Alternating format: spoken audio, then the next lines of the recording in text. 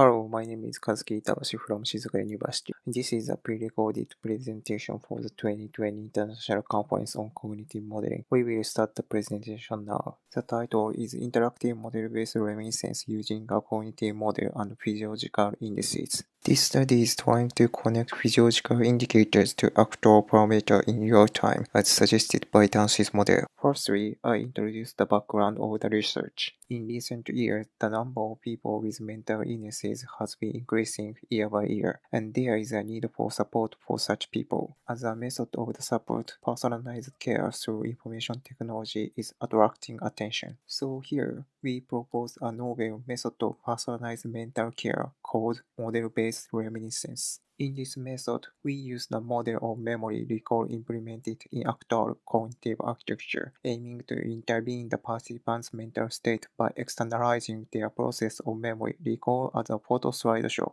driven by this architecture. The benefit of using actual in such a model-based reminiscence is creating a variety of photograph presentation patterns based on the theory of cognition. We thought we could build a personal model using participant photograph as declarative memory, and by giving physiological indicators to the numerical parameters of actor. The integration with physiological indicators enables presentations based on the temporal dynamics of the user's physiological state. In our model, the activation value is computed for each of the photograph's attributes, such as date, place, and objects shown in it, and those are used to decide which picture the model will present next from the current picture. In each time, the picture with the highest activation value is determined as the next picture. Among the parameters of activation values, we should pay special attention to the noise term. Given a low noise value, the model is more likely to retrieve from recent memory, and given a high value, the model can retrieve from all memory as well as recent memory. In this model, we propose an interactive model that maps the activation noise to the level of arousal estimated by HLB, which corresponds to the current user's mental state. In this interactive model, a low noise value is given in the stressed state, and a high noise value is given in the relaxed state. Next, and this is system overview, and next this is a demo movie of the system. The upper left of the screen shows the photo slideshow, and the upper right of the screen shows the trace of actor.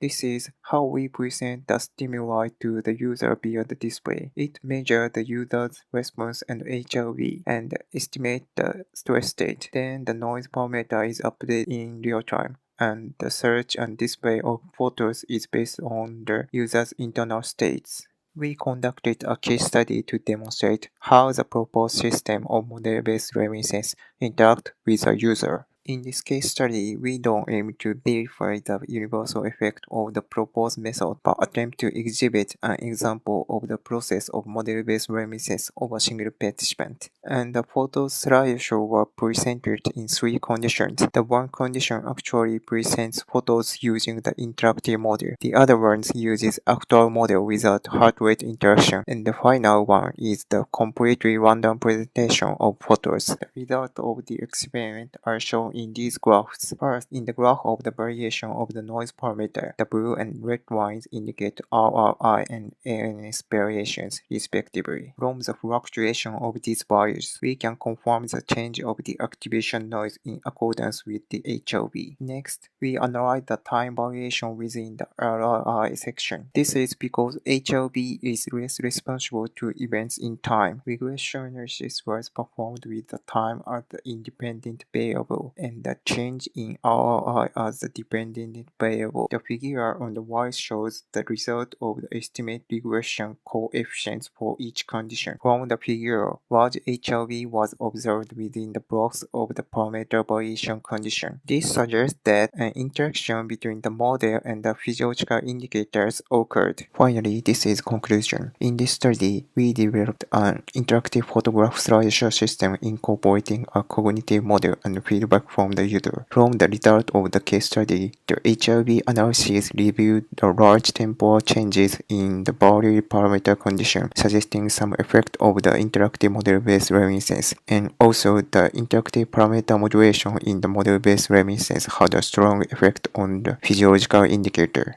Thank you for listening.